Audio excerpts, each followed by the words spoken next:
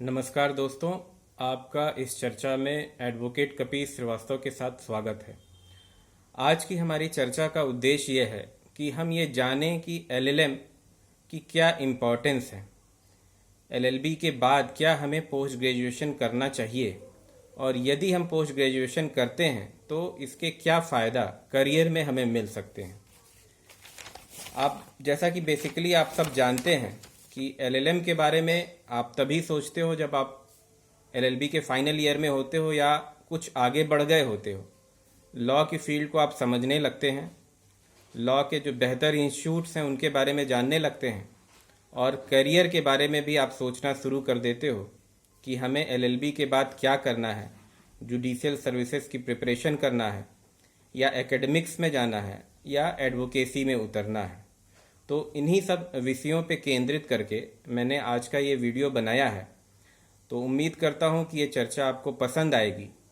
ऐसे सभी मित्र जो मुझे देख रहे हैं यूट्यूब पे और उन्होंने अभी सब्सक्राइब नहीं किया है, तो उन लोगों से अनुरोध है कि इस वीडियो के नीचे जो सब्सक्राइब बटन दिख रहा है आप उसे दबा दें। सब्सक्राइब होने के बाद मेरे द्वारा जो भी वीडियो अपलोड किए जाएंगे वो आपके पास सीधे पहुंच जाएंगे। तो आज की चर्चा हम शुरू करते हैं। जैसा कि आप एलएलएम के बारे में जानते हैं, पोस्ट ग्रेजुएशन इन लॉ, जो कि 1 या 2 साल का हो सकता है। इसके लिए एडमिशन सामान्यतः एंट्रेंस टेस्ट से होता है और बहुत सारे इंस्टीट्यूट में एलएलबी में एक मार्क्स भी वो डिसाइड कर देते हैं कि 50% या 55% के एबव जो मार्क्स होल्डर हैं वही एलएलएम एंट्रेंस की परीक्षा दे सकते हैं। तो ये सारे क्राइटेरियन आप वेबसाइट पे देखते रहें, अपनी एलिजिबिलिटी देखते रहें। इन सब से इतर मैं कुछ आपसे डिस्कशन करूंगा जो बेसिकली मेरे पर्सनल एक्सपीरियंस पे बेस्ड हैं और मुझे लगता है कि इन बातों से आपको ज़रूर अपने कैरियर को बेहतर ढंग से सेट करने में फ़ायदा मिलेगा। तो सबसे पहले हम इसको डिस्कस करते हैं कि एलएलएम करने के बाद 2 तरह के फील्ड हैं। एक तो ऐसी फील्ड है जहां एलएलएम मस्ट है, एलएलएम के बिना आप आगे उस फील्ड में नहीं बढ़ सकते हैं, और दूसरी एक ऐसी फील्ड है जहां एलएलएम सेकेंडरी है, उसका कुछ वेटेज तो है लेकिन एसेंशियल नहीं है। जैसे एकेडमिक्स की जो फील्ड है वहां पे एलएलएम मस्ट है। बिना master in degree in law आप लिए हुए एकेडमिक्स में आगे नहीं बढ़ सकते हो। उसके बाद आपको यूजीसी नेट क्वालिफाई करना होता है, आप पीएचडी करते हैं और आप असिस्टेंट प्रोफेसर इन लॉ के लिए एलिजिबल हो जाते हैं, आपको अपॉइंटमेंट मिल सकता है। इस फील्ड में आपको ये भी ध्यान में रखना होगा कि एलएलबी के दौरान ही आप जो लीगल जर्नल्स हैं उसमें आप आर्टिकल्स वगैरह लिखना शुरू करिए। आपके कॉलेज में, आपके इंस्टीट्यूट में जो भी सेमिनार वगैरह होते हैं उसमें आप पार्टिसिपेट करिए और एक अपना बेहतर प्रोफाइल बनाइए। अगर आपका एकेडमिक रिकॉर्ड पहले से भी अच्छा है तो एक गुड एकेडमिक रिकॉर्ड जो है आपको असिस्ट कर सकता है इस फील्ड में आगे बढ़ने के लिए। उसके बाद हम दूसरा फील्ड देखते हैं जहां पे एलएलएम मस्ट नहीं है, चाहे वो एडवोकेसी का फील्ड हो, कॉरपोरेट वर्ल्ड हो, लीगल फर्म्स हो, पब्लिक सेक्टर यूनिट्स हो जहां लॉ ऑफिसर अपॉइंट होते हैं। इन सब जगहों पे एलएलएम मस्ट नहीं है, लेकिन इसके क्या एडवांटेजेस हो सकते हैं उस पर हम डिस्कशन करते हैं। तो सबसे पहले हम देखते हैं एडवोकेसी को।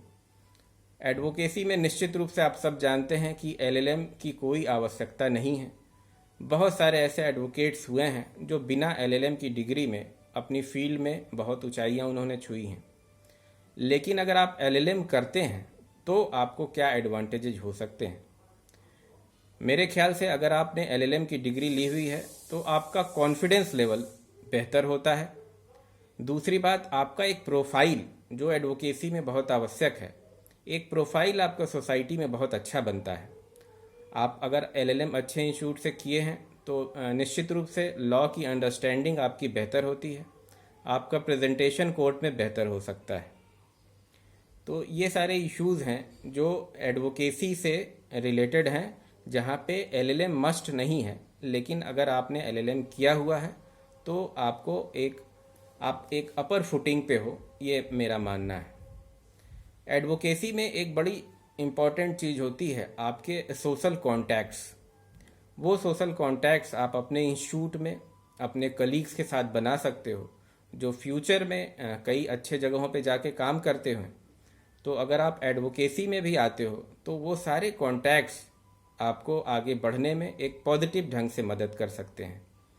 तो इस तरह से जहाँ कहते हैं कि कोई भी पढ़ाई पढ़ाई जो है, एजुकेशन व्यर्थ नहीं जाता है, तो एडवोकेसी में भी आपकी पढ़ाई व्यर्थ नहीं जाएगी, मेरा ऐसा मानना है। दूसरी बात, एक फील्ड आती है जुडिशरी की। तो जुडिशरी में एलएलएम की डिग्री किस तरह से सार्थक हो सकती है, किस तरह से हेल्पफुल हो सकती है। तो ये आपको समझना होगा कि जुडिशरी में बेसिकली सिविल जज जूनियर डिवीज़न की जो परीक्षा होती है, वहाँ पर भी एलएलएम एसेंशियल रिक्वायरमेंट नहीं है। एलएलएम डिग्री होल्डर को अपॉइंटमेंट्स के बाद सैलरी में कुछ हाइक मिलती है, उन्हें कुछ ज़्यादा सैलरी मिलती है। और अगर आप एलएलएम कर रहे हो और साथ में जुडिशियल सर्विसेज की प्रिपरेशन कर रहे हो, तो जो आप फील्ड एलएलएम को ऑप्ट करें, जैसे कि कॉन्स्टिट्यूशनल लॉ, कॉन्ट्रैक्ट का फील्ड, आप ऐसी फील्ड को चूज़ करिए जो आपकी प्रिपरेशन में सहायक हो। क्योंकि एलएलएम में बहुत सारे ऐसे फील्ड हैं, कॉरपोरेट है, इंटेलेक्चुअल प्रॉपर्टी राइट्स का फील्ड है। आप उन फील्ड्स का चयन न करें जो बहुत ज़्यादा आपसे अपेक्षा करता है स्टडीज़ का, तो फिर आप जुडिशियल सर्विसेज की प्रिपरेशन नहीं कर पाएंगे। इसलिए आवश्यक है कि आप ऐसी फील्ड का चयन करें जो आपको हेल्पफुल हो। दूसरी बात, एक व्यवहारिक बात आती है कि अगर आप जुडिशियल सर्विसेज का प्रिपरेशन कर रहे हो और आप हॉस्टल में हो, तो वो एलएलएम की पढ़ाई आपको एक बेटर एकोमोडेशन देती है, आपको एक बेटर सोशल सर्किल देती है, स्टडी सर्किल देती है। आप ग्रुप बना के अच्छे से पढ़ाई कर सकते हो। तो वहाँ तक निश्चित रूप से आपको एलएलएम की पढ़ाई फ़ायदा देगी, आपको एक अच्छा सर्किल मिलेगा। उसके बाद जो एक और फील्ड आती है लॉ फर्म्स की या कॉरपोरेट सेक्टर की। तो कॉरपोरेट सेक्टर हो, लॉ फर्म्स हो या एडवोकेसी हो, यहाँ पे सारे कार्य जो हैं, जो वर्क है, वो स्किल बेस्ड है। आपको अपना स्किल डेवलप करना है इन फील्ड्स में आगे बढ़ने के लिए। तो कोई भी डिग्री आपका स्किल डेवलप नहीं करती है। पिछले 10 सालों में ज़रूर सिलेबस और करिकुलम में कुछ चेंजेस हुए हैं। कई सारी नेशनल लॉ यूनिवर्सिटीज़ आई हैं जो बेहतर ढंग से पढ़ाई को रख रही हैं, लेकिन मेरा मानना है कि अभी भी कॉरपोरेट वर्ल्ड हो, एडवोकेसी हो या लॉ फर्म हो, तो जब तक आप फील्ड में उतर के एक्सपीरियंस नहीं लेते हो, तब तक आप उसमें आगे नहीं बढ़ सकते हो। लेकिन जैसे आपने तय किया है कि आपको टैक्सेशन के फील्ड में काम करना है या टैक्सेशन से जुड़े हुए किसी लॉ फर्म में काम करना है या आईपीआर से जुड़े हुए किसी लॉ फर्म में काम करना है, तो उस स्थिति में अगर आप इन विषयों में एक्सपर्टीज़ लेते हो, स्पेशलाइजेशन किसी इंस्टीट्यूट से करते हो, पोस्ट ग्रेजुएशन करते हो, तो वो आपको हेल्प कर सकता है। तो आपको इस तरह से अपने लॉ में जो चॉइसेस हैं, उनको, जो स्पेशलाइजेशन है, उनको ऑप्ट करना पड़ेगा। दूसरी बात, पब्लिक सेक्टर यूनिट्स में कई सारे रिक्रूटमेंट होते हैं जहाँ पे एलएलएम को वेटेज दिया जाता है। वहाँ पे गुड एकेडमिक रिकॉर्ड के साथ आपसे एलएलएम डिग्री की अपेक्षा की जा सकती है। तो ऐसी स्थितियों में भी आपको एलएलएम हेल्पफुल हो सकता है।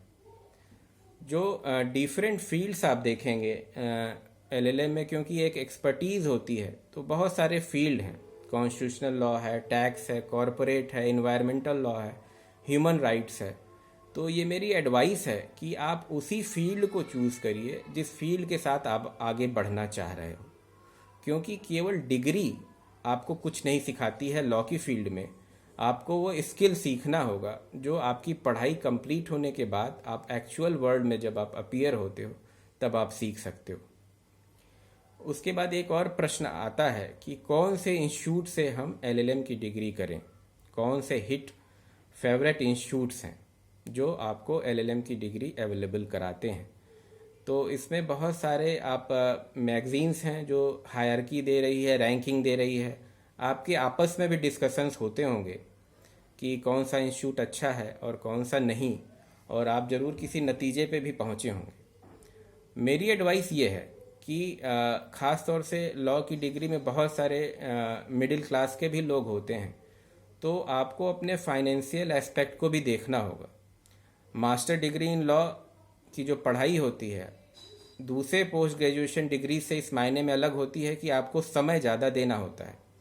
आप करियर के उस महाने पे खड़े होते हो जहां आप खुद से भी अपेक्षा करते हो और दूसरे भी जो फैमिली मेम्बर्स अपेक्षा करते हैं कि आप जल्दी से जल्दी अपने कैरियर को स्टार्ट कर सको। तो बहुत सारे प्रीमियम इंस्टीट्यूट्स हैं जो आपको रोज़ी पिक्चर्स दिखाते हैं कि इस डिग्री के बाद आपको कोई बहुत बड़ा पैकेज मिलने वाला है, लेकिन वास्तविकता में ऐसा है नहीं। तो इन चीज़ों को ध्यान में रखते हुए जब आप इंस्टीट्यूट का तय करें तो आप जो सेंट्रल यूनिवर्सिटीज़ हैं आप उन्हें ऑप्ट करिए। आप उनके एंट्रेंस की अच्छी प्रिपरेशन करिए, चाहे बनारस हिंदू यूनिवर्सिटी है, BHU है, दिल्ली यूनिवर्सिटी है या इसी तरह के अन्य इंस्टीट्यूट जहां फीस स्ट्रक्चर कंपैरेटिवली दूसरे जगहों से बेहतर है और पढ़ाई भी अच्छी है। तो ये हुआ इंस्टीट्यूट को लेके। आपको इन चीज़ों का भी ध्यान रखना होगा कि LLM के बाद कई बारी तुरंत आपको कोई ओपनिंग नहीं मिलती है। तो वो समय जो 1 साल या 2 साल का आपको UGC नेट का प्रिपरेशन में या एक्चुअल फील्ड में उतरने में या जुडिशरी का तैयारी करने में आपको देना है, तो वो समय भी आपको देना होगा। तो आपको फाइनेंशियली भी इन चीज़ों को ध्यान में रख के अपने गोल्स तय करने पड़ेंगे कि आखिरी का डिसीज़न आपको कहीं कोई जल्दीबाजी में न लेना पड़े और वो डिसीज़न आपके भविष्य के लिए अच्छा न हो। तो ये सारे डिस्कशन हुए मेरे, जो कि LLM की इम्पोर्टेंस को लेके, LLM कैसे करें, कौन से फील्ड से करें, उनको लेके था।